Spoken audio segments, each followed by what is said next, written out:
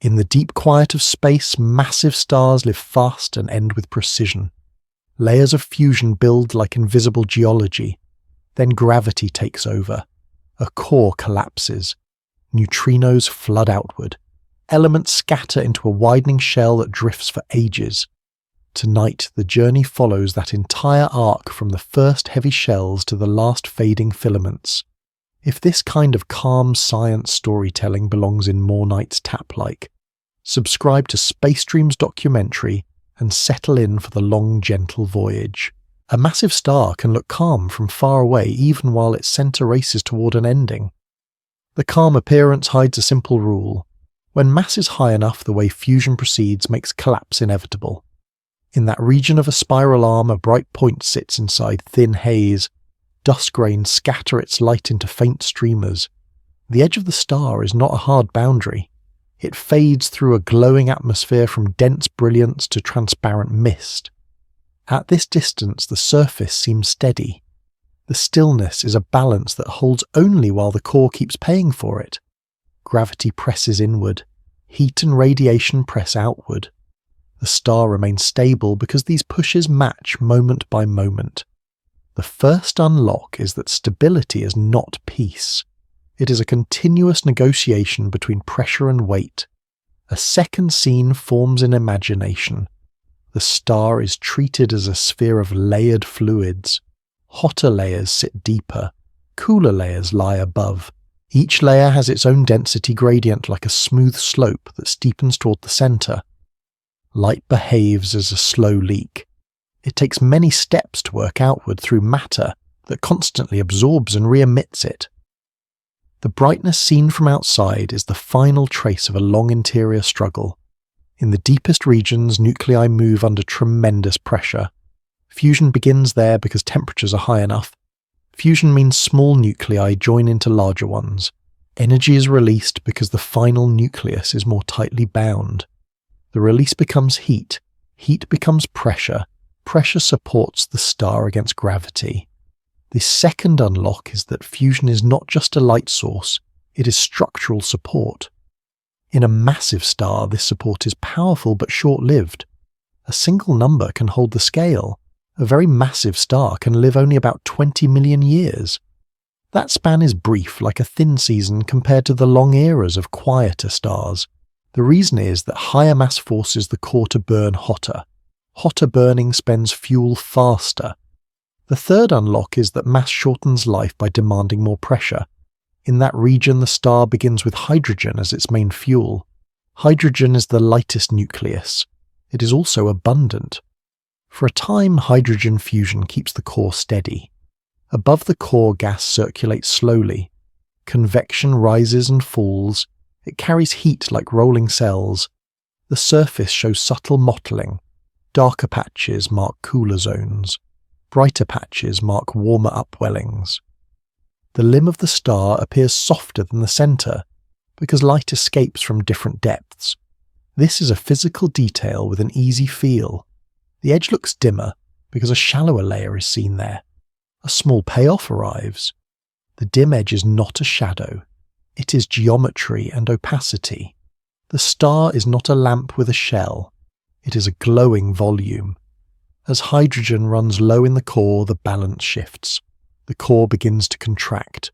Contraction raises temperature. Temperature changes what can fuse. The star reacts as a whole because layers couple through pressure. The outer envelope expands. It can become wider and cooler even while the center grows hotter. The fourth unlock is that a star can swell when its center tightens. The interior now starts to resemble stacked zones. This is not a perfect onion. Boundaries are not sharp like glass. They're gradients where one burning regime fades into another. Still, the layering becomes real enough to shape the fate. Fusion shells appear. A fusion shell is a thin region where one fuel burns around a core. Hydrogen can burn in a shell after the core moves on. Helium can burn deeper. Later, heavier fuels can burn in even thinner zones. The section's main image slows down here. A translucent sphere is imagined in cross-section. A darker core sits at the center. Around it lies a narrow, bright ring. Around that ring lies another dimmer band. Each band has a different glow tone like colour shifting through fog. The gradients matter. Where the temperature crosses a threshold, reaction rates jump. Where density changes, energy transport changes. The fifth unlock is that shells form because physics depends strongly on temperature. A gentle analogy can sit beside it without borrowing human objects. In a winter pond, ice thickens in layers. The oldest ice lies deepest. New ice forms on top when conditions change. The boundaries are not perfect. They ripple with trapped bubbles and faint lines. In the same way, a massive star builds layers. Each layer reflects a past condition. Each layer sets the stage for what forms next. The analogy remains limited. Ice does not burn. It simply marks layering through changing environments. The sixth unlock is that history can be stored as structure. In the core, helium fusion begins after hydrogen ends. Helium joins into carbon and oxygen. This does not last long in a massive star. The temperature required is higher. The fuel supply is smaller. When helium is depleted, contraction repeats. The core heats further. Carbon can begin to fuse, then oxygen, then silicon. Each step releases less usable support per unit fuel. Each step occurs faster than the one before. The seventh unlock is that the ladder accelerates. The star approaches a point where fusion no longer helps. That point is iron. Iron is nuclear ash. It does not yield energy by fusing into something heavier. It also does not yield energy by splitting in the core's conditions. When an iron core grows, fusion support fails at the centre. The outer shells may still burn, they can shine and push, but they cannot reach inward and restart the core. The next visual anchor turns quiet and dense. The centre becomes a sphere that is dim compared to the shells. It is not dim because it is cold. It is dim because energy cannot be gained from further fusion there. The pressure that once came from reactions begins to vanish. Gravity does not vanish. It continues patient and unchanging. The eighth unlock is that the end begins when the core becomes energetically trapped. A limit of observation arrives softly. The core of a massive star is hidden behind thick layers. Light cannot carry a direct picture from the centre. Even the surface light is filtered through complex transport. Models infer the interior from the outside glow, and from how the star's vibrations might behave. Those vibrations can be subtle. Resolution is limited. Different internal profiles can fit similar surface signals. The exact boundary between shells can remain uncertain. The ninth unlock is that knowledge of stellar interiors is indirect. The star itself contains the evidence, but it is not freely visible. Even so, the broad arc is robust. Higher mass creates higher central pressure. Higher pressure raises temperature. Higher temperature speeds fusion. Faster fusion builds heavier cores. Heavier cores reach iron. Iron ends the energy gain. The chain leads to collapse. Collapse happens fast. It is not a slow dimming. It is a sudden change in the force balance. In the moments before collapse, the shells continue their work. They burn in thin zones. They form steep gradients. Some layers convect. Some remain calmer. The envelope can be extended with a low-density atmosphere that drifts outward in a stellar wind. Dust may form in cooler outflows. The star's light can redden as the surface cools. None of these outer changes prevent the core's fate. The 10th unlock is that the surface can mislead. Calm light can accompany an approaching catastrophe. The section ends with a slow pull back. The star is placed inside a wider cloud of gas and dust. Filaments drift nearby. The star's radiation carves shallow cavities. Shadowed lanes cut through the haze. Scale shifts from the dense core to the surrounding nursery. The connection becomes gentle. The next step is not the explosion yet.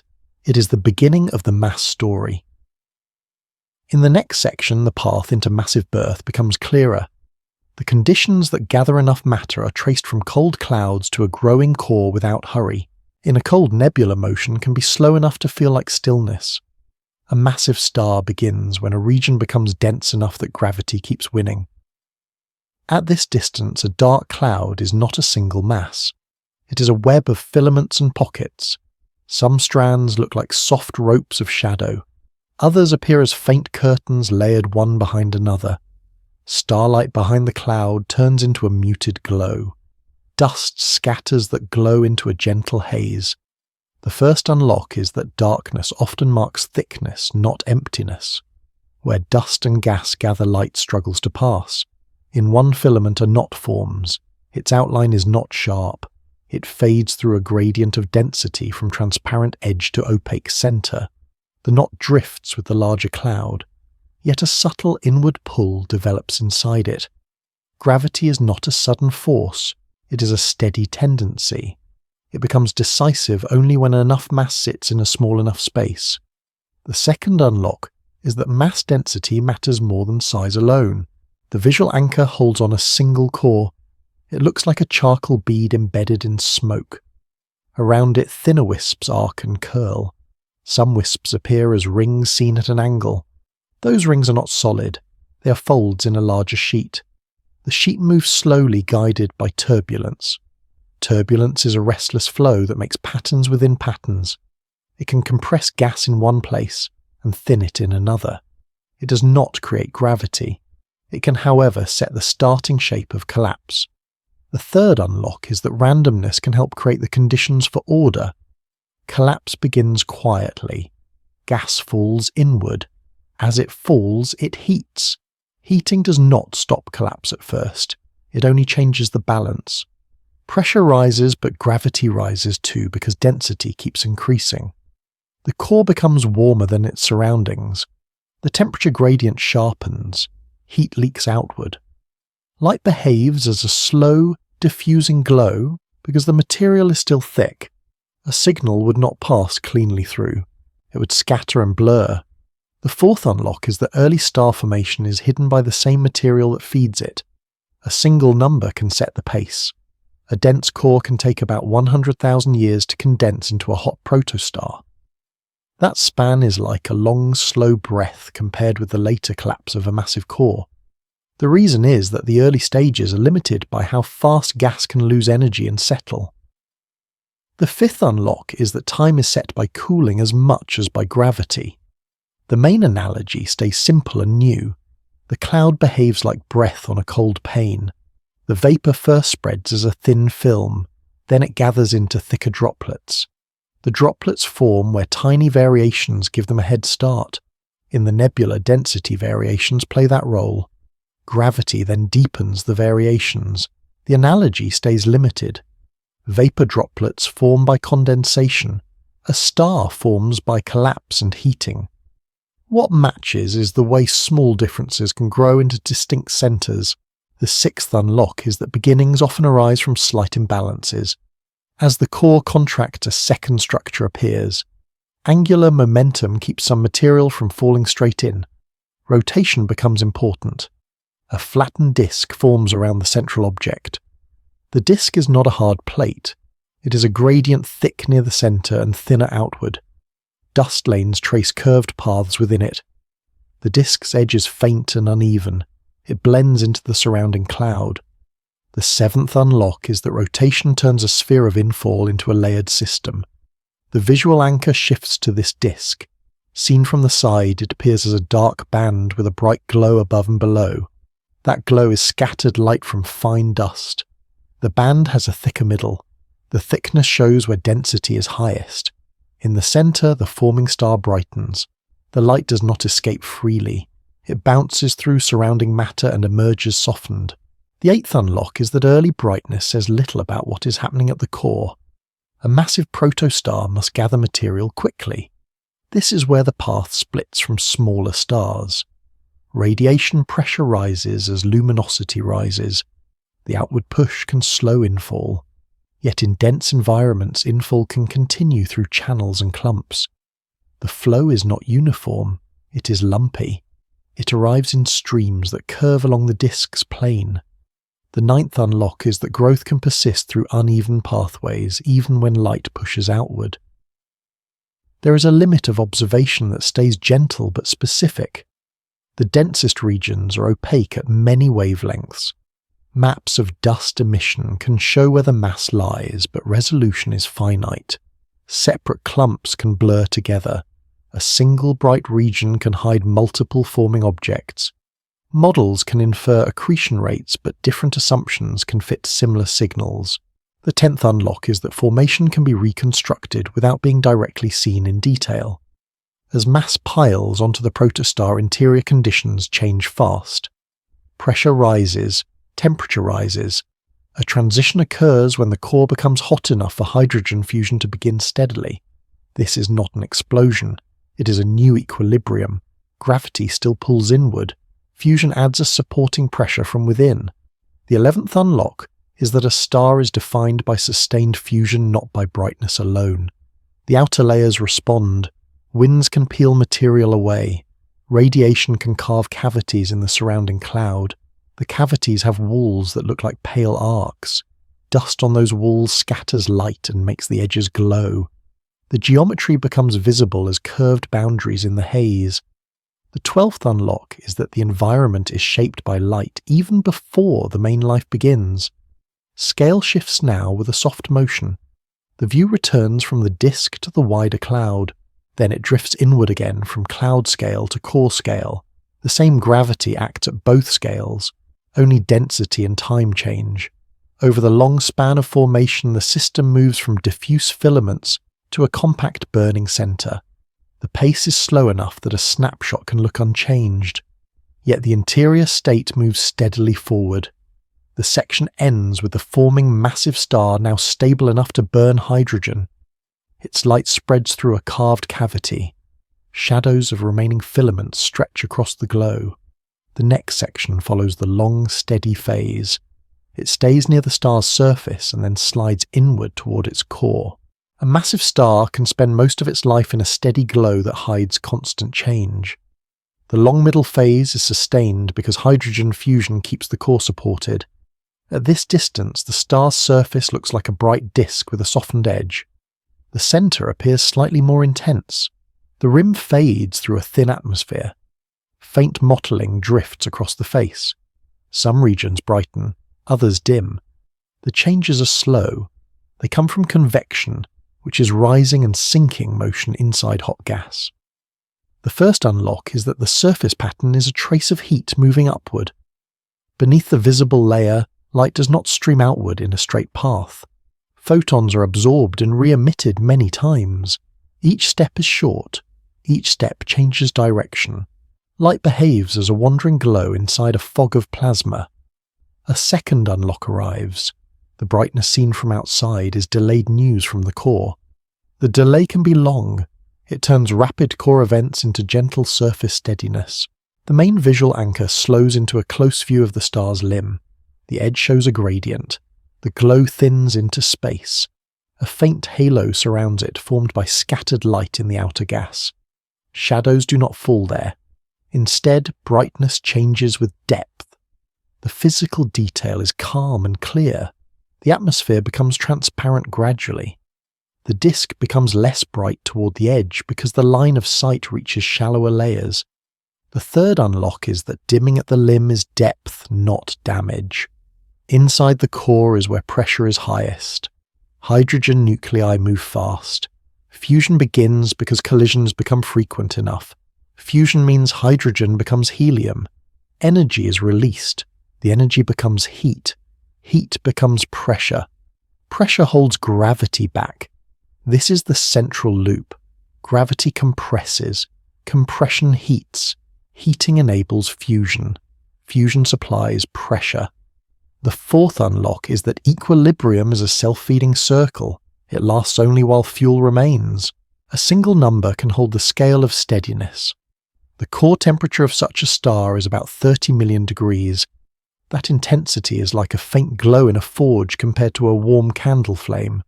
The comparison is not about color.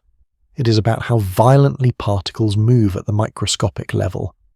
The fifth unlock is that the star's calm surface corresponds to extreme internal motion. The main analogy stays unique and simple. The stable phase resembles a deep tide in a dark ocean. The surface can look smooth. Beneath it, steady currents move and exchange heat. The tide does not stop. It repeats and balances. In the star, convection and radiation play the role of currents. Energy rises through layers. Some layers mix. Some layers remain more stratified. The sixth unlock is that transport matters as much as production. A second slow scene forms. The core is imagined as a bright inner sphere. Around it lies a surrounding zone where energy leaks outward. The boundary between zones is not sharp. It is a gradient in density and temperature. Some regions show gentle ripples like faint waves in translucent fluid. Those ripples mark where convection becomes efficient. They also mark where it cannot. The star is layered by stability. Hotter gas wants to rise, yet pressure and composition can resist mixing. The seventh unlock is that layering can form even inside a churning object. Over millions of years, the core slowly changes. Helium builds, hydrogen declines. The reaction rate depends on temperature. As hydrogen becomes less abundant, the core contracts slightly. Contraction raises temperature. The fusion rate rises. The star can brighten. The surface can expand a little. The radius can grow. The outer atmosphere can puff outward into a thicker envelope. This does not mean the star is near collapse yet. It means the balance adjusts to keep pressure aligned with gravity. The eighth unlock is that gradual core change can drive large-scale surface changes. The scale shift stays gentle. It moves from a single fusion event to the star's total lifetime. Each fusion event is brief. It happens in a collision, yet the integrated effect over millions of years reshapes the whole interior. The star becomes a time-averaged object. It is defined by slow accumulation rather than single moments. A ninth unlock follows. The star's fate is written in how quickly helium accumulates in the center. The surface can offer clues, but it does not show the core directly. There is a limit of observation that remains specific and calm. Surface brightness and color can be measured with high precision. Yet different internal mixing patterns can produce similar outward appearances. The depth of convection zones can be uncertain. Small differences in opacity can change models. A signal would carry only integrated light, not a direct interior map. The 10th unlock is that the core must be inferred from indirect traces. In that uncertainty, a few facts remain steady. A massive star runs hotter than a smaller one. It uses fuel faster. It approaches new burning stages sooner. The stable hydrogen phase is long compared to later stages, but it is still short compared to the age of the surrounding galaxy. The star's wind carries matter away. The wind is not a jet. It is a continuous outflow. It forms a faint surrounding bubble. That bubble has a boundary where the wind slows and compresses. The boundary can look like a thin arc of denser gas. The physical detail is a curved shell. The 11th unlock is that mass loss begins early and shapes the later explosion's setting. Another visual anchor arrives. The bubble sits inside the larger cloud. Dust gathers along its rim. Light scatters there and makes a pale ring. The ring is incomplete. It has clumps and gaps. It hints at the wind's uneven push. The star remains central. Its surface still shows slow mottling. The calm continues, yet the core's chemistry drifts in one direction only. Hydrogen becomes helium. Helium waits in the center. This is the quiet loading of the next phase. The 12th unlock is that a stable star is also a star in transition. The section ends with a soft inward drift. The star's surface is left behind. The imagined view enters the interior layers. The core is still in hydrogen burning. The surrounding zones are still stable. The next section follows the first major structural change. It traces how shells begin to form when core hydrogen ends with the same slow breathing pace. A star can change its inside without changing its face very much at first. When core hydrogen fades, the star shifts support outward into a burning shell. At this distance, the stellar disk still looks broad and bright. The rim still softens into a thin halo. Yet the interior begins to reorganize. The core becomes richer in helium. Helium does not fuse at the same temperature as hydrogen. The core therefore contracts. Contraction raises temperature. The first unlock is that the core tightens because it cannot keep burning the old fuel. As the core compresses, the surrounding layer of hydrogen becomes hotter too. That layer sits just above the helium-rich center. The hydrogen there still exists in abundance. It now reaches the conditions for fusion. Fusion ignites in a shell that wraps the core like a narrow band. A fusion shell is a thin burning zone around an inactive core. The definition remains short and plain. The shell matters because it moves the energy source away from the center. The second unlock is that energy production can migrate outward, while gravity keeps pulling inward. The main visual anchor is a slow cross-section. The interior appears as nested translucence. At the center lies a dense core dimmer in glow, but not in heat.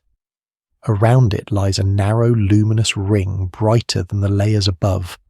Outside that ring, the brightness softens again into a thicker envelope. The boundary of the ring is not sharp. It is a gradient where temperature and density change quickly with radius. The gradient is a physical detail that repeats in quiet forms. It acts like a steep slope inside an otherwise gentle hill. The third unlock is that a thin layer can dominate the star's total output. The shell burns faster than the old core did. Reaction rates are sensitive to temperature. Small increases produce large changes. The shell therefore becomes intense even though it is geometrically thin. Heat flows outward. The outer layers respond by expanding. Expansion cools the surface. The star can look redder and larger. This is a controlled swelling. It is not yet instability. The fourth unlock is that expansion is a response to where energy is deposited. A calm analogy arrives and remains unique. The change resembles a fog bank over cold ground. When warmth rises from a narrow layer within it, the fog lifts and spreads. The source is not at the base. It is inside. The shape of the whole bank changes because one internal layer warms faster than the rest. The analogy is limited and quiet. Fog is not held by gravity like a star, yet it carries the sense of an internal layer shaping the whole. The fifth unlock is that interior placement of heat controls outer form. A single number can set the scale of the burning zone. The shell can be only a few thousand kilometers thick. That thickness is like the depth of a shallow sea compared to the size of a planet. The star itself is vastly larger than that layer, yet that thin region becomes the main furnace. The sixth unlock is that thinness does not imply weakness, it can imply focus. The scale shift follows gently. It moves from a layer thickness to the full stellar radius. Then it moves from years of core burning to the quicker pace of shell burning. The core hydrogen phase lasts millions of years. The shell phase is shorter in comparison. Time compresses as the star progresses. The seventh unlock is that later stages accelerate even before the dramatic end appears. Another visual anchor arrives within the same main scene. The shell's energy creates convection above it. Rising flows carry heat outward. Falling flows bring cooler material down. The motion is slow on the surface but more vigorous deeper down. Convection creates a textured interior like faint ripples seen through milky glass.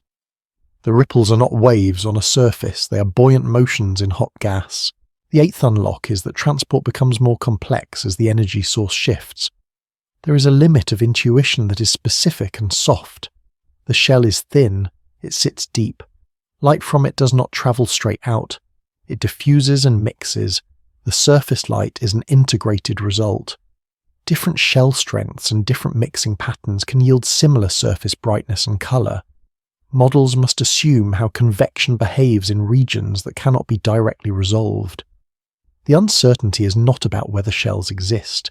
It is about the detailed structure and timing. The ninth unlock is that the broad story is clear while fine boundaries remain partly inferred. The helium-rich core continues contracting. It heats steadily. At some point it reaches the conditions for helium fusion. That transition is not a sudden flare in the sky. It is a new internal equilibrium. When helium begins to fuse, carbon and oxygen start to form. The star now contains a central burning region again. Around it, hydrogen can still burn in a shell. The layered picture becomes more onion-like. The 10th unlock is that the star begins to stack fuels by depth. Physical details emerge in the imagined cross-section. Density increases inward in a steep gradient. Pressure increases.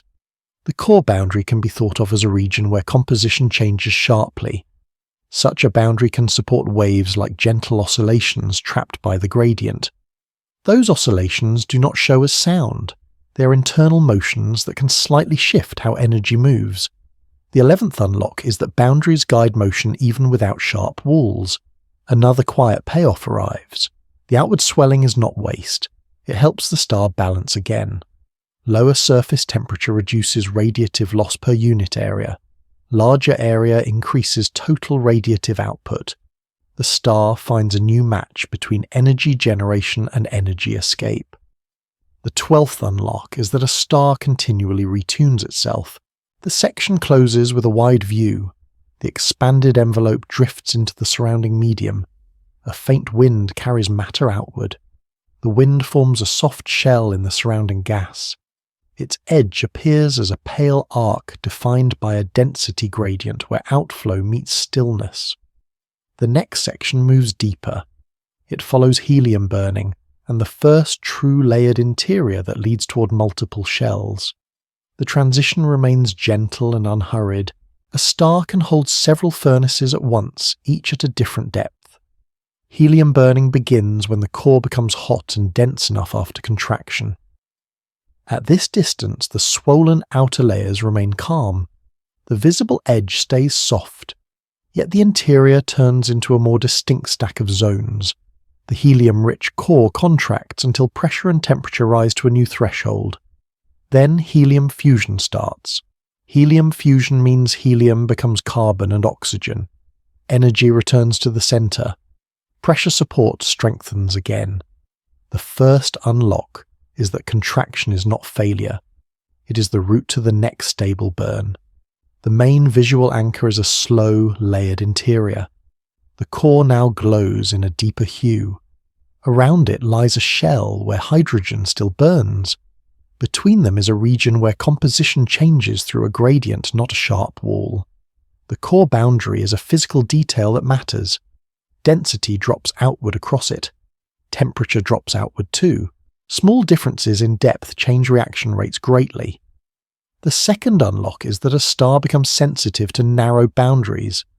When helium begins to burn, the core can become convective. Hot material rises, cooler material sinks. This mixing spreads helium through the burning region. It also smooths the temperature profile. Above the core, a quieter zone can remain stratified. The heavier elements settle deeper. Lighter elements drift higher. Stratification means layers resist mixing. The definition stays short. Stratification is layering that resists blending. It matters because it preserves distinct shells. The third unlock is that mixing and non-mixing can coexist, shaping the later collapse. A calm analogy arrives and stays unique. The interior resembles a clear lake with a warm layer beneath the surface. The warm layer stirs and circulates. Below it, a colder layer stays stable and still. The boundary between them is a thin transition. Particles cross it slowly. The lake analogy is limited, but it captures the idea of adjacent zones with different mixing behavior. The fourth unlock is that stability can be local. One layer can churn while another stays quiet. A single number can set the pace of this stage. Helium burning can last about 500,000 years in a massive star. That span is like a long winter compared with the quick days that arrive later. The reason is that helium yields less energy per mass than hydrogen. The core therefore consumes helium faster. The fifth unlock is that the star's clock speeds up as fuels become heavier. Another slow scene forms in the envelope. The outer atmosphere expands further. Its density becomes low. A gentle wind carries matter outward. The outflow is not uniform. It forms clumps and thinner streams. Those streams create faint arcs where they meet surrounding gas. Light scatters in the outer haze. The scattering creates a pale halo. The halo has a gradient brightest near the star and dimmer outward. The sixth unlock is that even quiet mass loss can shape the environment for the coming blast. Inside, helium burning changes the core composition. Carbon and oxygen accumulate. This accumulation increases mean particle mass. Pressure support changes character. The core contracts again when helium declines. Yet during helium burning, the core remains stable for a time. The star now runs a two-zone engine. One engine burns helium in the center, another burns hydrogen in a shell. Each contributes to the total luminosity. The seventh unlock is that shells can continue while the core advances. The scale shift stays gentle. It moves from the microscopic fusion events to the star's layered structure. Then it moves outward to the envelope and back inward again. The interior is the driver. The envelope is the responder. The response can be delayed by the slow diffusion of energy. Light behaves as a smeared signal. It turns sharp interior changes into gradual surface trends. The eighth unlock is that the surface is a low-pass filter. There is a limit of observation that remains specific and calm. The core burning stage cannot be watched directly. The outer light carries mixed information from all depths. Variations in surface temperature can hint at internal rearrangements. Yet many different internal profiles can produce similar surface brightness. Models rely on assumptions about convection and mixing. Those assumptions are difficult to confirm because internal boundaries are smaller than what can be resolved. The ninth unlock is that uncertainty lies in details, not in the existence of stages. As helium declines, the core contracts again. Temperature rises again. Carbon burning becomes possible. Carbon burning means carbon becomes heavier nuclei. Reaction chains grow more complex. Energy release per mass declines. Burning times shorten. This stage is not yet described in full here. The section stays near the hinge point. Helium burning is the last phase that still feels long. The 10th unlock is that the star is now committed to a faster sequence. The layered interior becomes clearer. A central carbon and oxygen core forms. Around it lies a helium shell that can ignite later. Above that lies the hydrogen shell. Each shell sits at a different radius. Each shell has its own temperature gradient. Between shells are transition zones. The transitions are where composition changes steeply. These are places where waves can reflect and where mixing can be suppressed. The 11th unlock is that the star becomes a set of coupled chambers. Another visual anchor arrives while staying inside the main scene. The boundaries are pictured as faint rings in cross-section. Each ring has a slightly different brightness. The rings are not solid. They are zones. Their edges blur. Yet the order is stable enough to matter. The ring spacing changes over time as contraction continues. The 12th unlock is that the onion-like pattern is dynamic, not fixed. The section ends with a calm outward drift. The expanded envelope is broad and cool. Its outer layers are thin enough that light escapes more freely. The wind continues to flow. The surrounding bubble remains faint and uneven. The next section moves to the faster ladder. It follows carbon and oxygen burning and explains why each new fuel phase shortens without rushing. A massive star can feel most alive when its changes become fastest and smallest. Carbon and oxygen burning happen in brief stages because the core loses energy more easily than it gains support. The outer envelope remains broad and quiet. The surface light still looks steady from far away. Yet deep inside, the fuel ladder begins to speed up. The core now contains mostly carbon and oxygen left from helium burning. Helium is largely gone from the center. Gravity continues to press. The core contracts again. Temperature rises again. At a certain point, carbon fusion begins. Carbon fusion means carbon becomes heavier nuclei and releases heat. The first unlock is that contraction is the ignition switch for each new fuel. The main visual anchor is a compact interior with thin glowing layers. The carbon burning region is not large. It is a dense center. Around it lie shells from earlier fuels. Above that, hydrogen still burns in a shell. Between zones, composition shifts across steep gradients. These gradients act like internal coastlines. They separate flows and trap waves. The second unlock is that the later star becomes a set of narrow active bands, not a single furnace. Carbon burning does not last like hydrogen burning. The fuel is less abundant. The reactions also produce neutrinos as a byproduct of high-temperature processes. Neutrinos are near massless particles that pass through matter easily. They carry energy away from the core. The definition stays short. Neutrinos are particles that escape taking energy with them. 2 sentences can ground it in plain imagery. Energy leaks out without heating the surrounding layers much. The core must burn faster to keep pressure support. 1 sentence can close the loop. This matters because it accelerates the star's internal clock. The third unlock is that energy loss can force faster burning. A calm analogy arrives and stays unique. The core behaves like a warm stone in a cold stream. The stone keeps losing heat to flowing water. It can stay warm only if heat is added quickly. In the star, neutrino loss is the cold stream. Fusion is the added heat. The analogy is limited and quiet. A stone is solid. A stellar core is dense fluid. What matches is the steady drain that cannot be blocked. The fourth unlock is that late burning is a race against invisible cooling. A single number can set the pace. Carbon burning can last about 1,000 years in a very massive star. That span is like a brief chapter compared with the long seasons of earlier burning. The shortening is not a mystery. It follows from fewer fuel particles and faster losses. The fifth unlock is that the timeline compresses as the core becomes heavier and hotter. The visual anchor shifts to a closer look at the burning boundary.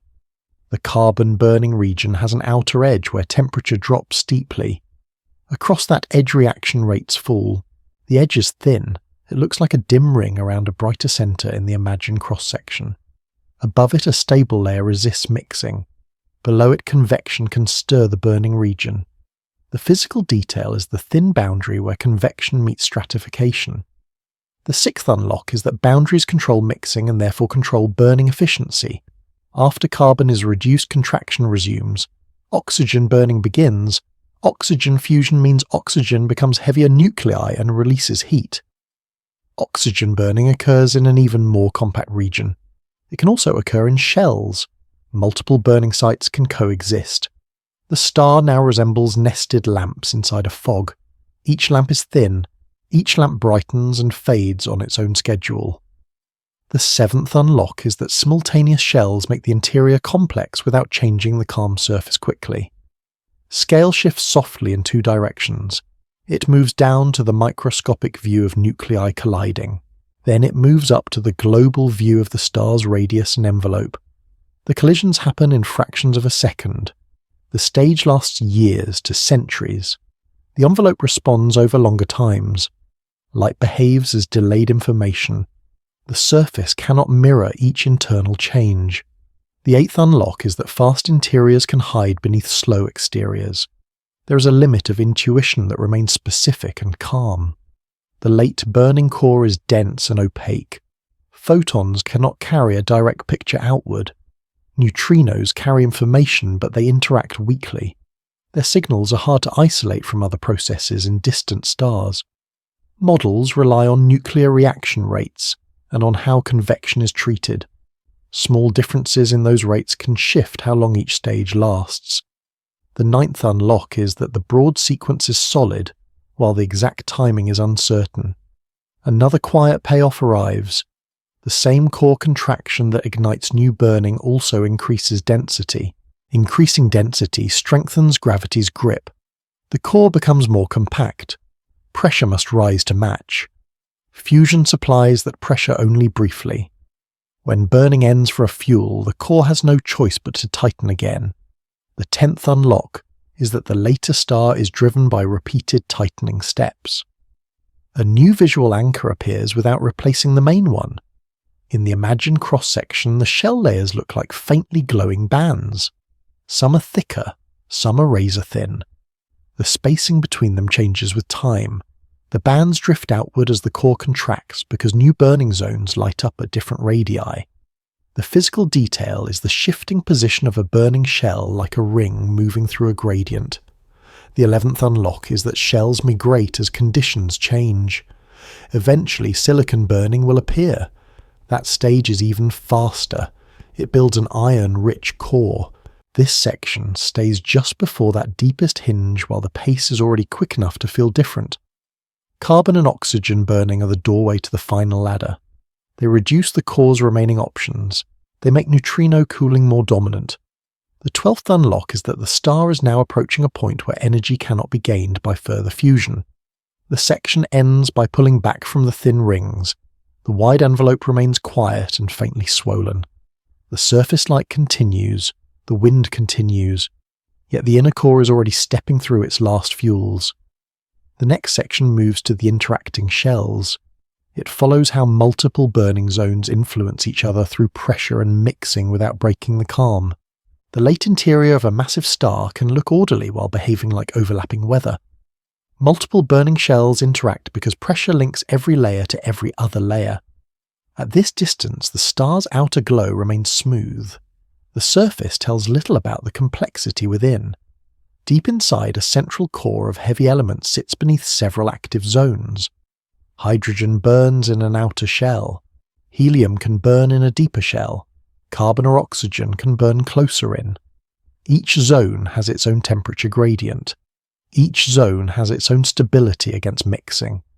The first unlock is that shells do not burn in isolation. They share a common structure through pressure. The main visual anchor is a cross-section of stacked luminous bands. The bands are thin, they are not equally spaced.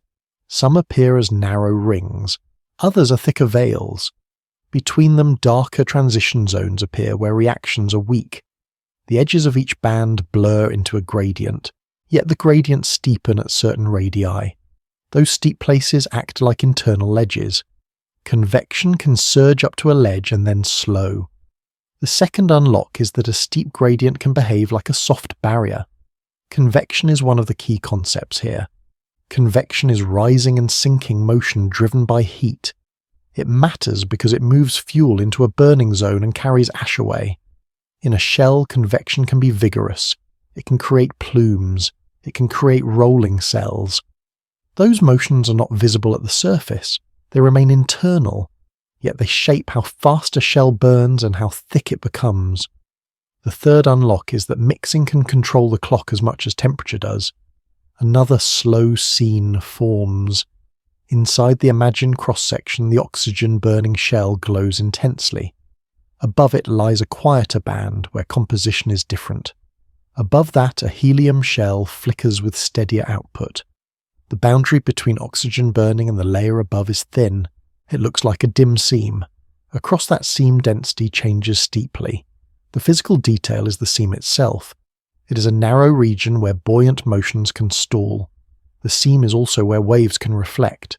The fourth unlock is that boundaries guide both flow and vibration. A calm analogy arrives and stays unique.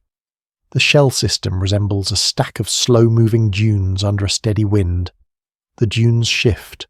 A change in one dune's height changes how wind flows over the next. In the star, pressure plays the role of the wind field. A stronger shell output changes pressure. That pressure change alters how adjacent shells compress and heat. The analogy remains limited. Dunes are granular and cold. Shells are hot fluid zones. What matches is the way layers couple through a shared environment. The fifth unlock is that shells influence one another through shared pressure, even without touching directly. A single number can anchor the coupling timescale. The innermost shells can change over about 1 day in the final approach to collapse. That span is like a short dawn compared with the long seasons of earlier evolution. The reason is that heavy fuel burning is rapid and neutrino losses are strong. The sixth unlock is that the late star can change significantly within a single rotation, even while the surface stays calm. The scale shift moves gently from days to millions of years. Earlier, burning lasts millions of years. Shell interactions near the end can evolve on days and hours. The change in pace is not dramatic in narration. It is a quiet compression of time. Another payoff arrives. A shell can brighten. The added heat expands adjacent layers slightly. Expansion cools them. Cooling can slow their burning. This is a feedback. It can stabilize the system for a moment. It can also create pulses as layers respond with delays. The seventh unlock is that shells can self-regulate through expansion and cooling. Visual anchors continue at a slow cadence. The cross-section now shows subtle asymmetry. Convection in a shell is not perfectly spherical. Plumes rise in some regions. Downflows sink in others. The burning region becomes patchy. The patchiness is not a surface spot. It is a deep texture. If the star could be made transparent, the shells would look like faintly uneven rings. The eighth unlock is that the late interior is three-dimensional, not a perfect onion. There is a limit of observation that remains specific.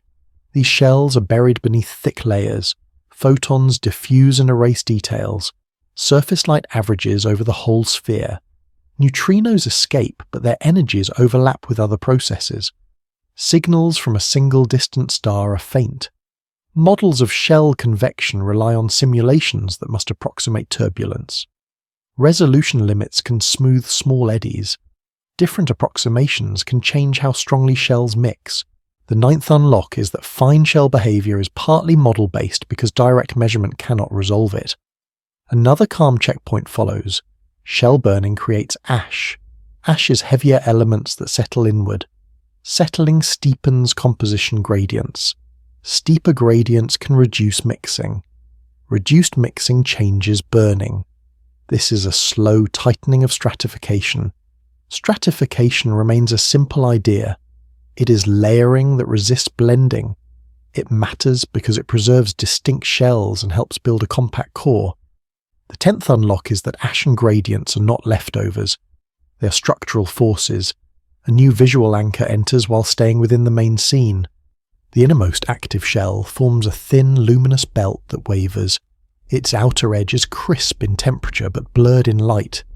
The belt's edge casts no shadow. Instead, it marks where reaction rates drop sharply. The physical detail is an edge without a wall. The 11th unlock is that a boundary can be defined by rates rather than by material. The section's calm tone holds as the ladder approaches silicon burning. Silicon burning is not explored in full here. It is the next step that builds the iron-rich core. The important continuity is simple. Multiple shells keep supplying outward pressure and luminosity. The core keeps growing heavier. Neutrino cooling keeps stealing energy. The pace keeps tightening. The 12th unlock is that the star is being shaped by competing needs support versus loss. The section ends by easing outward from the interior rings to the star's wide envelope. The surface remains smooth. The wind continues as a faint outflow. The next section moves to the iron core itself. It follows why iron ends the energy gain, and how that changes the meaning of support without sharp drama. A star can reach a point where making heavier matter no longer helps it stay up. Iron ends the fusion ladder because forming heavier nuclei costs energy instead of releasing it. Deep inside, the massive star silicon burning has already run its brief course. The result is a growing iron-rich core. The outer shells still burn, they still pour energy outward, yet the center becomes an energy dead end. The first unlock is that collapse begins when the core cannot earn pressure from fusion anymore. The main visual anchor is a darkened inner sphere surrounded by bright rings. In the imagined cross-section, the iron core sits at the center like a dense, muted globe. It is not cold. It is simply no longer powered by net energy gain from fusion. Around it lies a thin shell where silicon has recently burned. Above that, oxygen and carbon shells can still glow. Above those, helium and hydrogen shells persist. Each shell has a different thickness. Each has a different brightness. Between them lie seams where composition changes rapidly. The physical detail is the sharp composition gradient at the iron core boundary. It behaves like a steep cliff in density. The second unlock is that the core boundary becomes a structural hinge for everything above it. Two concepts guide this section. The first is binding energy. Binding energy is the energy that holds a nucleus together. It matters because fusion releases energy only when binding becomes stronger. For light nuclei, binding increases when they fuse. For iron, binding is near a peak. Pushing beyond that peak demands energy input. The third unlock is that iron marks the top of the energy hill. The second concept is degeneracy pressure. Degeneracy pressure is quantum resistance to squeezing particles into the same state. It matters because it supports the core when thermal pressure weakens. In the iron core, electrons provide much of this support. The core is extremely dense, electrons are packed tightly. Their quantum behavior creates pressure that does not depend much on temperature. The fourth unlock is that the core can be supported even as it cools, but only up to a limit. A calm analogy arrives and stays unique. The core resembles a crowded library shelf of identical books. When more books are pushed in, the resistance is not about heat. It is about space and arrangement. The analogy is limited. Electrons are not books, yet it carries the sense of an occupancy rule that pushes back against compression. The fifth unlock is that quantum rules can act like stiffness. A single number can anchor the threshold. The iron core approaches about 1.5 times the mass of the Sun. That mass is like a heavy anchor that a thin rope can no longer hold. The rope in this comparison is electron degeneracy support. The core reaches a state where added mass cannot be supported. The sixth unlock is that there is a mass scale where collapse becomes unavoidable. The visual anchor shifts closer to the core surface. The boundary between iron-rich matter and the shell above shows a steep gradient in density. This gradient affects waves and flows. Material above can convect. Material inside is more stable. The boundary is not a hard wall, yet it behaves like a barrier for mixing. Ash cannot easily rise back out. Fresh fuel cannot easily sink in. The seventh unlock is that the core becomes isolated by its own gradients. Another slow scene forms in the shells. Silicon burning has occurred in a thin layer. That burning is fast. It happens so quickly that the star cannot adjust smoothly. The shells above receive changes in pressure with a lag. They can expand slightly. Expansion cools them. Cooling can alter their burning rates. The core remains indifferent. It gains mass from above. It contracts under gravity. The eighth unlock is that shells can still respond while the core is locked on a one-way path. Scale shifts gently. The view moves from the nuclear scale of binding energy to the star scale of a layered interior. Then it moves from years of shell adjustment to seconds of core collapse that will come later. The compression of timescales is quiet. It is a tightening of rhythm rather than a sudden jump. The ninth unlock is that the star's final transition is mostly a change of timescale. There is a limit of observation that stays specific and calm. The iron core is buried under thick layers. Light cannot escape from the center directly. Surface brightness changes can suggest swelling or cooling, but they do not reveal the core mass precisely. Models estimate core growth from the star's mass and its evolutionary stage. Those estimates depend on mixing and mass loss assumptions. Small uncertainties in those assumptions can shift the predicted core mass. The 10th unlock is that the exact moment of collapse is hard to pin down from the outside. Another quiet payoff arrives. Even without direct sight, the reason iron matters remains simple. Fusion worked as long as each step released energy. That energy supported the star. Iron breaks the deal. Past iron fusion does not pay. Without payment, the core must borrow support from quantum pressure. Quantum pressure has a ceiling when mass grows and electrons are captured by nuclei. The 11th unlock is that the star runs out of kinds of pressure that can be replenished. The main visual anchor returns. The dark inner sphere sits under bright shells. The shells appear like thin luminous bands. Some bands ripple from convection. The ripples are patchy and uneven. The iron core stays smooth in the imagined view, because it is dense and stable against fluid mixing. Its smoothness is a physical impression of rigidity, even though the matter remains fluid. The 12th unlock is that the iron core behaves like a compact object, long before it becomes one. The section ends with a soft inward drift. The core's density increases. Electron pressure holds for a little longer. The surrounding shells keep burning and feeding mass inward. The next section moves to the trigger of collapse. It follows how electron capture weakens support, and how the core begins to fall inward with the same calm pacing and no abrupt turn. The final fall of a massive star begins with changes so small that they happen in the crowded space between particles. When electrons are captured by nuclei, pressure support weakens and the core starts to collapse. In the iron-rich center, matter is packed into extreme density. Electrons provide much of the core's stiffness through degeneracy pressure. That support depends on how many electrons remain free. As density rises, electrons are pushed into closer contact with nuclei. Some electrons combine with protons in nuclei. The process is called electron capture. Electron capture means an electron turns a proton into a neutron. The definition stays short and plain. 2 sentences can ground it. Free electrons become fewer. Pressure drops even if temperature stays high. 1 sentence can close the loop. This matters because the core loses a key support without gaining new heat. The first unlock is that collapse is triggered by losing pressure, not by losing light. The main visual anchor is a dense inner sphere that begins to shrink, surrounded by bright shells that still glow.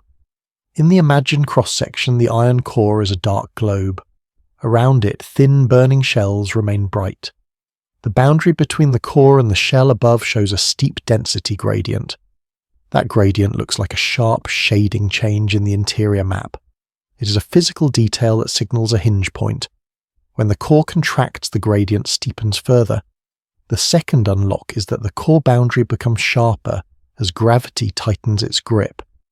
Contraction raises density. Higher density accelerates electron capture.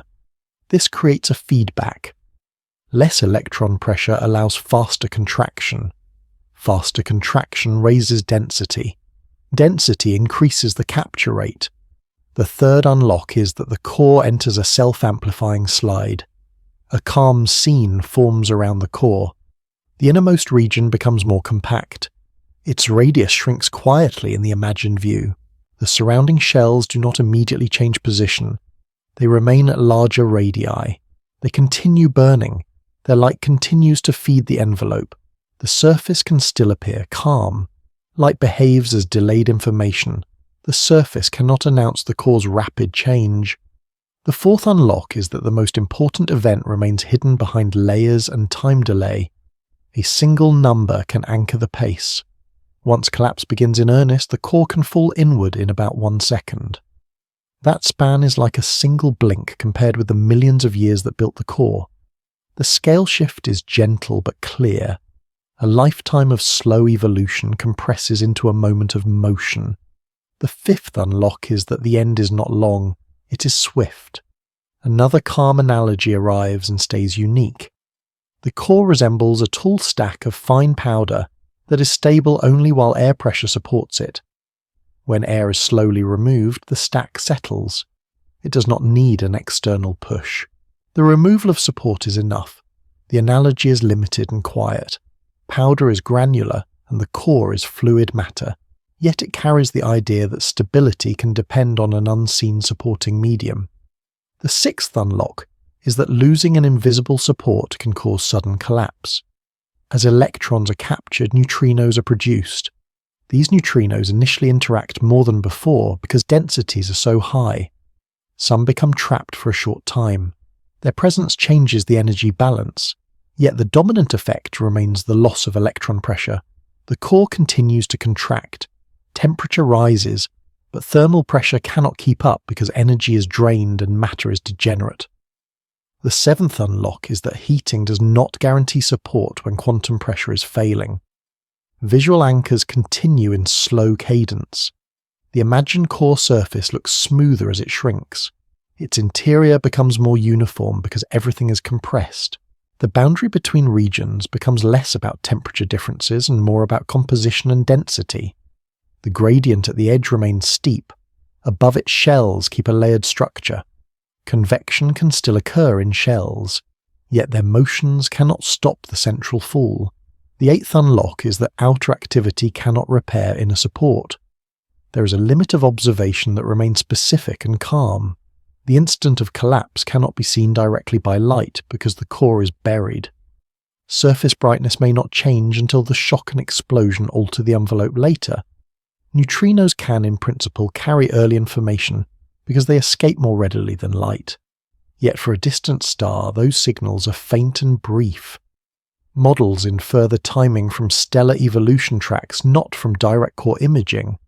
The ninth unlock is that collapse is understood through theory and rare signals rather than through direct pictures. Another payoff arrives. Electron capture also changes composition. Protons become neutrons. The core becomes more neutron-rich. Neutron-rich matter can pack differently. This shifts the equation of state, meaning how pressure relates to density. The definition stays short. Equation of state is the rule linking pressure and density. Two sentences can ground it. Different rules change how quickly the core stiffens at extreme density. One sentence can close the loop. This matters because the core's stiffness sets the rebound that will come later. The 10th unlock is that composition changes shape the next step, not just the fall. The collapsing core accelerates inward. Layers fall at different speeds. The inner parts fall first. The outer core follows. The motion creates a velocity gradient. The gradient is a physical detail. Inner regions move faster. Outer regions lag. This gradient is the seed of a shock when stiffening happens. The 11th unlock is that collapse naturally builds a compression wave because different layers cannot fall as one. Scale shifts again softly. It moves from particle scale captures to core scale motion. Then it moves to the star scale context. The envelope remains large and cool. Its wind continues outward. Around it, a faint bubble persists. The core, meanwhile, is shrinking toward a compact state. The contrast is calm. Vast outer stillness, rapid inner change. The 12th unlock is that a single object can hold both slow and fast times at once. The section ends with a gentle approach toward the moment when the core reaches nuclear density and stiffens. The inward motion continues. The layers continue to fall. The next section follows the core's bounce and the first formation of a shock. It stays close to the inner boundary where motion turns into a wave without harsh drama. A collapsing core can turn inward motion into an outward wave without warning at the surface. The core rebounds because matter becomes stiff at extreme density, and the infall cannot continue smoothly. Deep inside the star, the inner core falls fastest. Outer layers follow behind. The inward speed increases as radius shrinks. The velocity gradient steepens. In the imagined cross-section, the iron core contracts into a smaller sphere. Its boundary moves inward. The layers above remain farther out, still arranged in shells. The first unlock is that different layers fall at different speeds, so a compression wave must form. The main visual anchor is the instant when inward flow meets a stiff inner core and produces a shock. The inner region reaches a density where neutrons dominate and matter resists further compression strongly. The equation of state now stiffens. The equation of state is the rule linking pressure and density.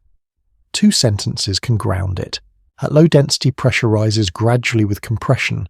At very high density, pressure rises sharply. One sentence can close the loop. This matters because a sharp rise in pressure halts the inner collapse and forces a rebound. The second unlock is that the rebound is not a choice. It is the consequence of stiffness. As the inner core slows and pushes outward, material still falls inward from above. The collision between outward push and inward rain produces a shockwave. A shockwave is a thin front where conditions change abruptly. Two sentences can ground it. Density and temperature jump across the front. Motion changes quickly from inward to outward. One sentence can close the loop. This matters because a shock is the first chance to reverse the collapse of the star's outer layers. The third unlock is that an outward wave forms even while gravity still dominates. A calm scene slows on the shock's boundary. In the imagined interior, the shock is a thin spherical layer. It is brighter in the sense of heat. It is also narrower than most other zones. Its inner edge is steep. Its outer edge is steep. The physical detail is the sharp gradient across this front. On one side, matter is crushed and hot. On the other side, matter is still falling and cooler. The fourth unlock is that the shock is defined by a boundary, not by a region. A single number can anchor the scale of the rebound region. The inner core that rebounds can be about 20 kilometers across. That span is like the width of a small island compared with the original star's vast radius. The contrast is soft and clear. A huge star concentrates its decisive motion into a compact center. The fifth unlock is that the most important geometry becomes very small. A calm analogy arrives and stays unique. The shock resembles a ripple in thick syrup when a dense droplet hits from above. The ripple runs outward as a thin front. The syrup behind the ripple is heated and slowed. The syrup ahead is still flowing. The analogy is limited. Stellar matter is not syrup, yet it carries the sense of a moving boundary that separates two regimes of flow. The sixth unlock is that a shock is a travelling border between different states. The shock begins to move outward through the infalling outer core. It initially has strength. It can lift and heat material, but it also spends energy. One major drain is the breakup of heavy nuclei into lighter ones. The shock's heat can unbind iron group nuclei into smaller pieces. This process costs energy. Another drain is neutrino emission from the hot region behind the shock. Neutrinos carry energy away. The seventh unlock is that the shock loses strength because it must pay for chemistry, and it must pay for invisible cooling. Visual anchors continue in slow cadence. The shock front advances, then it slows. The spherical shell that was moving outward becomes less steep in its motion. In the imagined cross-section, the bright thin front dims slightly in intensity. Behind it, a hot layer forms where material piles up. Ahead of it, matter still falls inward. The physical detail is the pile-up region, a compressed layer that grows thicker behind the slowing shock. The eighth unlock is that a stalled shock is not a failure of formation. It is a natural consequence of energy loss. Scale shifts gently. The shock forms in a fraction of a second. Its fate unfolds over a longer fraction of a second.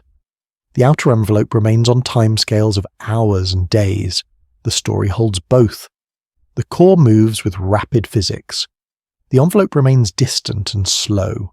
Light behaves as delayed information. The surface cannot respond to these fractions of a second in any immediate way. The ninth unlock is that the decisive battle occurs in a hidden moment. There is a limit of observation that remains specific and calm. The shock and bounce occurred deep inside an opaque star. Direct imaging is impossible. Light from the surface cannot report the timing. Neutrinos can escape more quickly, but their signals are brief and depend on the core's complex physics. Simulations must approximate turbulence and neutrino transport. Resolution limits can smooth small-scale mixing that affects whether the shock revives. The 10th unlock is that understanding shock revival depends on models of transport that cannot be directly tested in most cases. Another payoff arrives. Even when a shock stalls, it leaves a structure. A hot region forms beneath it. This region can become a place where neutrinos deposit energy later. It can also become a place where convection develops, because heating from below makes buoyant plumes. The 11th unlock is that a stalled shock creates the conditions for a second attempt. The main visual anchor holds on the stalled front. It remains a thin boundary. It hangs at a certain radius. Below it, matter churns. Above it, matter continues to fall. The boundary is steady enough to be named as a surface in the flow, yet it is not a wall. It is a moving frontier. The 12th unlock is that the core collapse story includes pauses, not only motion. The section ends by easing outward. The shells outside the core remain in place for the moment. They still burn. They still feed the envelope. The envelope still appears calm. The next section follows the neutrinos. It stays in the hot region beneath the stalled shock and traces how neutrino heating can help push the shock outward again without harsh excitement. A stalled shock can be revived by energy that is carried out in almost ghost-like form. Neutrinos can heat matter behind the shock and help push the shock outward again. In the collapsed inner region, a compact remnant forms. It is hot. It is dense. It emits an enormous flux of neutrinos.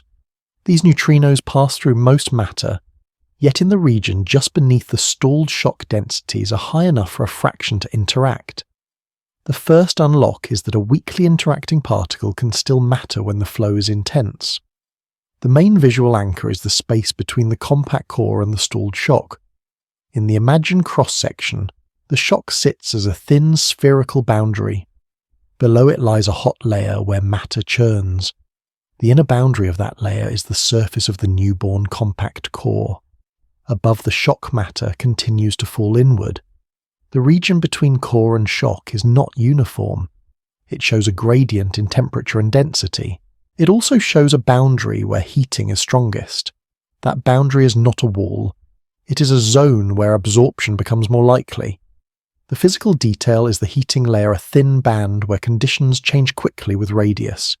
The second unlock is that the revival, if it happens, begins in a narrow place. Neutrino heating is the key concept. Neutrino heating is energy transferred when neutrinos are absorbed. It matters because it can add pressure to the hot layer behind the shock. Two sentences can ground the idea. Neutrinos carry energy out of the compact core. When some are absorbed, that energy becomes heat in the surrounding matter. One sentence can close the loop. This matters because heat becomes pressure, and pressure can push the shock outward. The third unlock is that pressure can be rebuilt without new fusion. A calm scene follows the flow. Hot matter rises in plumes beneath the shock. Cooler matter sinks closer to the core. This creates convection in the gain region, the region where heating exceeds cooling. Gain region is where absorbed neutrino energy outweighs losses. The definition stays short. Two sentences can ground it. Heating makes lower material buoyant. Buoyant material rises and spreads. One sentence can close the loop. This matters because convection keeps material longer in the heating zone, increasing total absorbed energy. The fourth unlock is that motion can amplify heating by increasing exposure time. A calm analogy arrives and stays unique. The gain region resembles a slow simmering layer in thick soup. Heat enters from below. Bubbles rise and fold the liquid back on itself. Each fold keeps portions of the soup near the heat source longer. The analogy is limited. Neutrinos are not a flame. The flow is not a kitchen liquid. Yet the image captures the idea that circulation can increase the effectiveness of heating. The fifth unlock is that circulation turns a gentle heat input into a stronger structural change. A single number can anchor the timescale of revival. The shock can be revived within about 1 second after core bounce. That span is like a brief pulse compared with the long build of the star. The scale shift remains soft. The event is a heartbeat in time, yet it determines the fate of the whole envelope. The sixth unlock is that a short interval can decide a star's visible ending. Visual anchors continue in steady rhythm. The shock boundary is pictured as a faint luminous seam. It begins to bulge outward in some directions. It is not perfectly spherical. Rising plumes press against it and deform it. Where a plume touches the shock edge moves outward slightly. Where downflows strike the edge can stall. The physical detail is the uneven curvature of the shock front. It forms ripples and lobes instead of a smooth sphere. The seventh unlock is that asymmetry can help by concentrating push in some regions. As neutrino heating continues, pressure behind the shock increases. The inflow above the shock still presses inward. The shock is a balance between two pressures. When heating strengthens the inner side, the balance can tip. The shock moves outward. As it moves, it encounters less dense material. Less dense material costs less energy to push. This creates another feedback. Outward motion becomes easier with distance. The eighth unlock is that once the shock gains ground, the environment becomes more favourable. There is a limit of observation that stays specific and calm. Neutrinos carry early information, yet detecting them from most distant collapses is not feasible. Only very nearby events would produce measurable neutrino signals. For the majority, the neutrino-driven revival must be inferred from light curves and explosion energies. Those inferences depend on models of neutrino transport and turbulence. Resolution limits in simulations can affect how plumes form and how long matter stays in the gain region. The ninth unlock is that the mechanism is supported by theory and computation, but direct confirmation is rare. Another calm payoff arrives. Even when neutrinos are nearly free-streaming, their sheer number makes interactions non-negligible. A tiny absorption probability multiplied by an immense flux produces real heating. This is a simple multiplication in concept, though not written as numbers. The 10th unlock is that small chances can matter when repeated at vast scale. The main visual anchor holds as the shock lifts. The gain region expands. The heating layer widens slightly. Convection becomes more vigorous.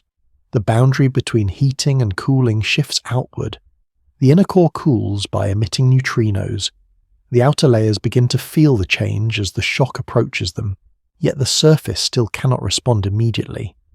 Light behaves as delayed information. The envelope will react later when the shock reaches larger radii. The 11th unlock is that the explosion begins deep inside long before light can announce it. Scale shifts outward gently. The shock moves from tens to hundreds of kilometers. Then it will travel through thousands and millions of kilometers in the envelope. The inner time remains seconds. The outer time becomes minutes and hours. The contrast remains calm. The 12th unlock is that the same shock crosses many scales with the same identity as a boundary. The section ends with the shock now moving outward more steadily. Its uneven front smooths somewhat as it runs into less dense layers. The gain region behind it continues to churn. The next section follows the shock through the star's outer shells. It traces how elements are forged and rearranged in the passing heat, and how the envelope is set into expansion. The outward shock does more than move matter, it rewrites composition as it passes.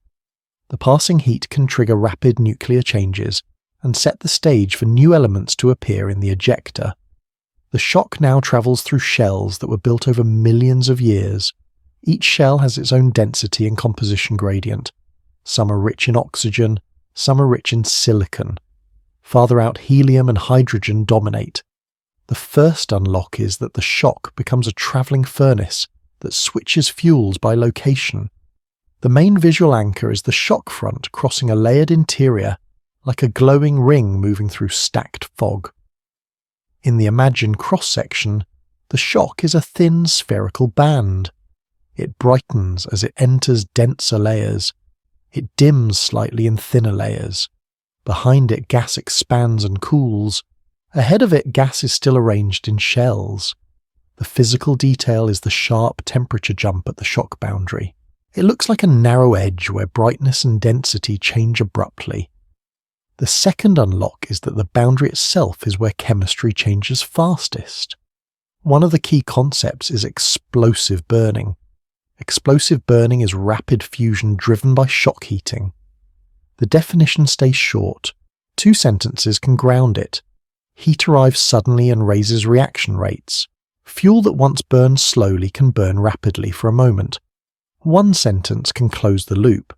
This matters because short heating can create nuclei that would not form in steady burning. The third unlock is that speed can replace patience in nucleosynthesis. Another key concept is nucleosynthesis itself. Nucleosynthesis is the making of new atomic nuclei. It matters because it determines what the expanding debris contains. 2 sentences can ground it. In quiet stages, fusion builds elements step by step. In the shock temperature, spikes can skip some slow steps. 1 sentence can close the loop. This matters because the explosion adds its own signature to the element mix. The 4th unlock is that the star's element story has 2 authors' steady shells and sudden shock. A calm scene focuses on a specific layer. The shock enters an oxygen-rich zone. Temperature rises sharply. Oxygen nuclei collide and rearrange into heavier nuclei for a brief interval. Then expansion cools the gas and freezes reactions. The result is a new mixture that depends on peak temperature and how long the heat lasts. The 5th unlock is that the final composition can be set by a short thermal pulse. A calm analogy arrives and stays unique. The shock's effect resembles a kiln passing along a line of wet clay tiles. Each tile is heated quickly as the kiln moves. The glaze changes colour and hardens. The tile then cools and keeps the imprint. The analogy is limited. Stellar matter is not ceramic, yet it carries the idea of a moving heat zone that leaves a permanent chemical finish. The sixth unlock is that the explosion imprints a pattern as it travels. A single number can anchor the shock's travel through the inner star. The shock can reach the outer envelope in about 1 hour. That span is like a slow walk across a large field compared with the 1 second collapse at the centre. The scale shift is gentle. The same event holds both a 1 second core collapse and an hour-long journey through shells. The seventh unlock is that the explosion unfolds across many timescales without changing its identity as an expanding front. Visual anchors continue in steady rhythm. The shock crosses a density gradient at a shell boundary. The front briefly steepens as it encounters denser material. It can also ripple as it meets uneven flows. Behind it, the gas expands. Expansion creates a velocity gradient. Inner ejecta moves slower than outer ejecta, after being accelerated differently by density and pressure. The physical detail is the stratified flow layers that separate by speed as they expand. The eighth unlock is that the debris naturally sorts itself by both composition and velocity. Another calm payoff arrives. Some regions behind the shock remain hot enough for a short time to allow further processing. Other regions cool too quickly and preserve earlier shell compositions. This creates patches, it creates clumps, it creates filaments. The ejecta is not a smooth sphere. It carries texture that reflects both pre-existing shells and shock-driven mixing. The ninth unlock is that the explosion does not erase the star's interior history, it reveals it in fragments. There is a limit of observation that stays specific and calm. The shock's internal nucleosynthesis cannot be watched directly as it occurs. The star is opaque during the crucial hour. Later light from the expanding debris is filtered through changing opacity. Spectral lines can hint at elements, but blending and ionization complicate interpretation. The geometry can be asymmetric. Clumps can hide inner material. Models must infer the shock temperatures and densities from later emission. The 10th unlock is that much of the element story is reconstructed after the fact from imperfect signals. A calm scene shifts outward. The shock reaches helium and hydrogen layers. These outer layers are less dense. The shock accelerates them outward. The temperature there may not be high enough to create very heavy nuclei. Yet the energy input changes structure. It heats gas. It drives expansion. It can also induce mixing at boundaries where density gradients are steep. The physical detail is the interface instability where a lighter layer pushed by a heavier one forms fingers and curls. The 11th unlock is that boundaries become places where layers fold into one another during expansion. Scale shifts again, softly. The view moves from nuclear reactions in a heated parcel to the large expanding envelope. The envelope expands into surrounding gas. Its leading edge forms a thin shell. That shell has a sharp outer boundary, where density drops into the ambient medium. Light scatters in the thin outer rim. The rim's brightness is a gradient that fades outward. The 12th unlock is that the explosion quickly becomes a moving shell with a defined edge. The section ends with the debris continuing outward. Inner regions remain hotter for longer. Outer regions cool faster and become more transparent. The next section moves to the elements that require more than heat alone. It follows how neutrons and neutrinos shape the creation of the heaviest nuclei while the ejecta expands and cools. Some elements need more than heat to exist. They need an excess of neutrons at the right moment. In core collapse, neutron-rich conditions can appear in small regions and can shape the heaviest nuclei in the debris. The outward shock continues. Behind it, the newborn compact core emits neutrinos in vast numbers. Around it, matter is hot and partially transparent to neutrinos. In that region, the balance between protons and neutrons can change. The first unlock is that neutrinos do not only carry energy, they can also shift composition. The main visual anchor is a thin outflowing layer near the compact core like a faint mist, being pushed away from a bright center. In the imagined cross-section, the core is a dense sphere. Just above it lies a curved surface where matter is lifted and blown outward. The outflow is not smooth. It forms threads and wisps. Its density drops with radius as a clear gradient. The physical detail is the gradient itself, a fading thickness that marks where reactions freeze as expansion continues. The second unlock is that expansion creates a deadline for chemistry. One key concept is neutron richness. Neutron richness is having more neutrons than protons in nuclei. It matters because neutrons can be added without fighting electric repulsion. Two sentences can ground it. Protons repel each other electrically. Neutrons add mass without adding charge. One sentence can close the loop. This matters because neutron-rich paths can build very heavy nuclei before they decay back towards stability. The third unlock is that neutrons open a quieter route to heavy matter. Another key concept is the rapid neutron capture process. Rapid neutron capture is fast addition of neutrons before radioactive decay. Two sentences can ground it. A nucleus captures neutrons again and again in a short time. Only later does it decay toward a stable form. One sentence can close the loop. This matters because it can create elements that steady fusion cannot reach. The fourth unlock is that speed in neutron capture can leap over the ion barrier. A calm scene focuses on the outflow. Material is hot and expanding. Neutrons and protons exist as free particles for a time. As the gas cools, nuclei begin to assemble. If neutrons are abundant, captures proceed quickly. If neutrons are scarce, captures stall, and lighter nuclei dominate. The fifth unlock is that a small change in neutron availability can redirect the entire outcome. A calm analogy arrives and stays unique. The process resembles adding plain beads to a string while the string is moving past a narrow gate. If beads are plentiful, many can be added before the string slips away. If beads are few, only a small section is decorated.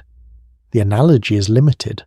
Neutrons are not beads, and nuclei are not strings.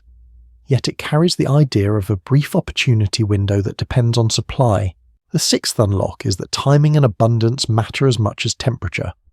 A single number can anchor the freeze-out timescale. The outflow can cool enough for reactions to stop in about 1 second. That span is like a short exhale compared with the hour the shock needs to cross the envelope. The scale shift is gentle. A small region near the core changes chemistry in a single second. Farther out shells continue to expand over much longer intervals. The seventh unlock is that the heaviest elements can be decided in a tiny region and a short time. Visual anchors continue with steady rhythm. The outflow's edge forms a curved surface where density drops sharply. Behind that surface, matter is denser and hotter. Ahead of it, matter is thinner and cooler. The surface can ripple as turbulence stirs it. Ripples create pockets where cooling is slightly slower. Pockets can allow more captures before freeze-out. The physical detail is the rippled boundary, a wavering edge that changes local timing. The eighth unlock is that small shape changes can alter the chemical clock. Neutrinos play a subtle role in this region. They can convert neutrons to protons or protons to neutrons through weak interactions. The balance depends on neutrino energies and fluxes. It also depends on how long matter remains near the core. If matter stays longer, it sees more neutrinos, and its composition can shift.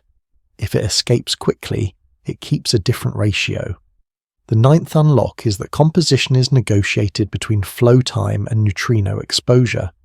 There is a limit of observation that stays specific and calm. The neutron capture process happens in opaque fast outflows. Direct measurement of neutron abundance is not possible. Later light from the explosion shows spectral lines, but heavy elements can be hidden in inner clumps. Some heavy nuclei are rare, and their signatures are weak. Models must infer the neutron-rich conditions from the overall yields and from the explosion's dynamics. Uncertainties in neutrino transport and turbulence change predicted yields. The 10th unlock is that the heaviest element story relies on inference and models because the decisive phase is brief and concealed. Another payoff arrives. Even when rapid neutron capture occurs, the created nuclei are not immediately stable. They undergo radioactive decay. Over time, they step back towards stability by changing neutrons into protons. This sequence releases energy and can heat the debris at later times. The heating can affect how bright the expanding material becomes after it cools. The 11th unlock is that heavy element creation can continue to influence the explosion's glow long after the shock has passed. The main visual anchor returns. The thin, mist-like outflow fades outward. Within it, a shifting mix of nuclei forms and then freezes. The composition becomes a layered memory carried away from the core. Some parcels become rich in certain heavy nuclei. Other parcels remain lighter. Mixing later can blend them, but the initial differences remain imprinted in clumps and filaments. The 12th unlock is that the ejector carries both a chemical record and a geometric record. The section ends by easing outward again. The shock continues through outer shells. The expanding debris grows larger and more transparent. Over months and years it will cool and spread, and its elements will mix into surrounding space.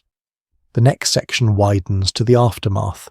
It follows how the remnant expands, how elements disperse, and how the quiet medium around the star is changed over long timescales. An expanding remnant carries a sharp edge, a textured interior, and a long schedule of cooling. The debris spreads outward and mixes with surrounding gas, and the star's element inventory becomes part of a wider medium. The shock has already crossed the outer shells. What remains is an expanding cloud with structure. A thin outer rim moves fastest. Inner clumps lag behind. Between them lies a gradient of density that becomes smoother with time. The first unlock is that the explosion does not end at the star's surface. It becomes a long expansion through a quieter environment. The main visual anchor is the remnant as a faint shell, with a bright rim and a darker interior. In the imagined view, the outer boundary is a curved surface. It is thin compared with the remnant's radius. It shows ripples where the surrounding medium is uneven. Behind that boundary, filaments and knots drift outward. The physical detail is the sharp density drop at the leading edge, like a clean contour line where gas density falls into the ambient medium. The second unlock is that the remnant's edge stays well defined even as it grows. One key concept is the reverse shock. Reverse shock is a wave that moves back into the ejector. 2 sentences can ground it. The outer blast wave slows as it sweeps up surrounding gas. A pressure wave can then travel inward through the expanding debris. 1 sentence can close the loop. This matters because the reverse shock reheats inner material and changes how the remnant glows and mixes. The third unlock is that there can be more than one shock with different directions in the flow. Another key concept is mixing. Mixing is the blending of different layers into a shared volume. 2 sentences can ground it. Instabilities stretch material into fingers and curls. These shapes increase surface area and promote blending. 1 sentence can close the loop. This matters because the final distribution of elements depends on how thoroughly shells are stirred after the explosion. The 4th unlock is that geometry controls chemistry's final placement. A calm scene follows the blast wave. The outer shock meets the surrounding medium. A thin layer of swept-up gas forms ahead of the ejector. The layer is compressed and heated. It becomes a shell that can radiate. Behind it, the ejector expands and cools. Over time, the outer shock slows slightly as more ambient gas is collected. The 5th unlock is that expansion turns into a gradual exchange between debris and environment. A calm analogy arrives and stays unique. The remnant resembles a slow ink drop spreading in clear water. The edge remains visible at first. Over time, tendrils form and curl. The colour diffuses outward while patterns persist inside. The analogy is limited. The remnant is not a liquid. There is no container. Yet it captures the idea of a spreading boundary and internal filaments that become finer with time. The 6th unlock is that the remnant's shape is a record of its early turbulence. A single number can anchor the remnant's scale. After about 1,000 years, the remnant can span tens of light years. That is like a small neighbourhood of stars in size compared with the original star's radius. The scale shift is gentle. A core event measured in tens of kilometers gives rise to a structure measured in light years. The seventh unlock is that the smallest regions concede the largest outlines. Visual anchors continue with steady rhythm. The reverse shock appears as an inner curved boundary. It is not as sharp as the outer rim. It moves through a medium that is already expanding. It compresses and heats some clumps. Heated clumps brighten in emission. Cooler clumps remain dim. The physical detail is the layered shock system, two curved fronts separated by a broad zone of turbulent debris. The eighth unlock is that the remnant contains nested boundaries with different roles. Another payoff arrives. As the remnant expands, different elements occupy different places. Oxygen-rich material can form large knots. Silicon-rich material can be closer to the center. Neutron capture products may be hidden in inner clumps. Over time, instabilities stretch these clumps into filaments. Filaments mix at their edges first. The interior of a knot can remain distinct longer. The ninth unlock is that mixing is not instantaneous, and some chemical islands persist for long intervals. There is a limit of observation that stays specific and calm. Distant remnants are seen as projected shapes on the sky. Depth along the line of sight is uncertain. Emission lines overlap and depend on temperature and ionization. A clump that appears bright may be dense or it may simply be hotter. Models must reconstruct three-dimensional structure from two-dimensional images and spectra. Limited resolution can blend small filaments into smooth patches. The 10th unlock is that the remnant's true structure is partly hidden by projection and by limited detail. A calm scene shifts to the surrounding medium. Before the explosion, the star has already shaped its environment with winds and radiation. A cavity can exist around it. The remnant expands into that cavity first, then it meets denser walls farther out. When the shock meets a denser region, it slows more. It can also brighten as compression increases. The physical detail is the contact discontinuity, a boundary where swept-up gas and ejecta press against each other and form wavy structures. The 11th unlock is that the environment sets the remnant's later appearance. Scale shifts toward longer time. Over tens of thousands of years, the remnant cools and slows. It merges into the surrounding gas. Heavy elements become part of a larger reservoir. They can later be incorporated into new clouds. They can later be compressed again by other shocks.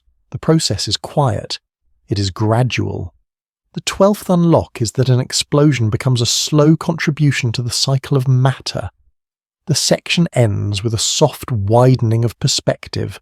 The remnant's rim fades as it spreads. Filaments thin. Knots dissolve. The medium carries a new mixture of elements. The next section settles into a gentle resolution. It returns to the overall arc from shells to collapse to dispersal, and it leaves the scene in a stable, quiet state. When the debris becomes quiet enough, the event can be held as a sequence of simple transitions rather than a single blast. A massive star builds layered shells, collapses at its center, and then spreads its elements into a wider medium. At this distance, the arc is calm and complete. The first unlock is that the same physics that compresses matter also makes room for new matter to exist elsewhere. The main visual anchor is a wide, dim bubble of gas where faint filaments drift and slowly fade into surrounding darkness. The bubble has a bright rim that is thinner than its radius. Inside it, darker hollows alternate with brighter strands. The physical detail is the rim's sharp outer boundary, a curved edge where density and brightness drop suddenly. The edge is not perfectly smooth. It carries ripples that look like shallow waves on a shell. The second unlock is that boundaries remain legible long after the central drama has passed. The scene begins close to the remnant's interior. A knot of ejecta drifts outward. Its surface is uneven. It has a denser core and a softer outer layer. The knot expands and thins. Its edges blur as surrounding gas infiltrates it. The third unlock is that mixing often starts at surfaces not at centers. A gentle scale shift follows the knot. It begins as a dense clump in a remnant measured in light years. It traces back to a shell boundary inside the star measured in thousands of kilometers. It traces further back to a core measured in tens of kilometers. The fourth unlock is that scale is not a barrier, it is a bridge that connects cause and consequence. One key concept is layering. Layering is the stacking of shells with different compositions. 2 sentences can ground it. Different fusion stages prefer different temperatures and densities. That creates zones where certain nuclei dominate. 1 sentence can close the loop. This matters because the explosion carries those zones outward as chemical patterns. The 5th unlock is that the star's interior structure survives as a map in the debris. Another key concept is freeze-out. Freeze-out is when reactions stop as matter cools and expands. 2 sentences can ground it. Heat falls and collisions become less frequent. Nuclei stop changing and keep their current forms. 1 sentence can close the loop. This matters because it sets the final element mixture that will be dispersed. The 6th unlock is that expansion is not only motion, it is a decision point for chemistry. A calm analogy arrives and stays unique.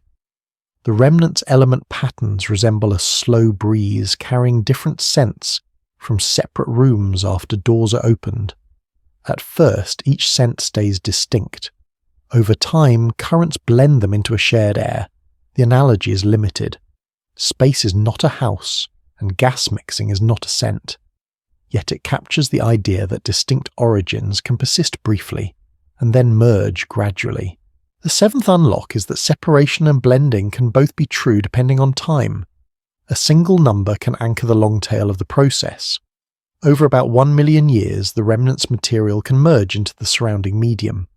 That span is like a long season compared with a 1-second collapse at the center. The scale shift is gentle. A sudden collapse becomes a quiet diffusion over 1 million years. The 8th unlock is that the universe can move fast at the core and slow at the edge within the same event. Visual anchors continue in steady rhythm. The bubble's rim expands and becomes fainter. The inner filaments stretch and thin. A few denser knots persist longer. Their outlines soften. Their edges fray into threads. The physical detail is the gradient in brightness across a filament, brighter at the denser spine and dimmer at the edges. The 9th unlock is that structure fades from the outside inward, leaving traces that linger where density is highest. Another payoff arrives. The element inventory is not a random scatter. Oxygen and carbon occupy large portions of the ejector. Silicon and sulfur appear in inner regions and in clumps that were once deeper layers. Iron group nuclei can remain centrally concentrated but can be carried outward by turbulence. Neutron capture products can be rare and patchy. The 10th unlock is that each element's distribution is a memory of temperature, density, and timing. There is a limit of observation that stays specific and calm. Long after the explosion, many details are no longer recoverable. Mixing erases fine structure. Projection hides depth. Emission depends on temperature and ionization rather than mass alone. Models can suggest histories, but multiple histories can produce similar present-day shapes. The 11th unlock is that certainty fades as the remnant ages, and only broad patterns remain reliable. The scene widens further. The surrounding medium now holds a slightly different mixture of nuclei. It is not uniform. It has gradients in density. It has pockets of cooler gas and warmer gas. Over time, turbulence and gentle shocks blend the medium. The added heavy nuclei become part of future clouds. The 12th unlock is that element creation is not complete until elements are shared. A final calming shift returns to the star's original shells, now remembered rather than present. The shell structure is gone as a star, yet its imprint persists as a compositional pattern spread across space. The sequence settles into a steady state. Gas drifts. Dust may form in cooler regions. Light from the remnant fades. The scene becomes quiet and stable. The transition is gentle. The next motion is slow and unhurried, carried by the medium itself.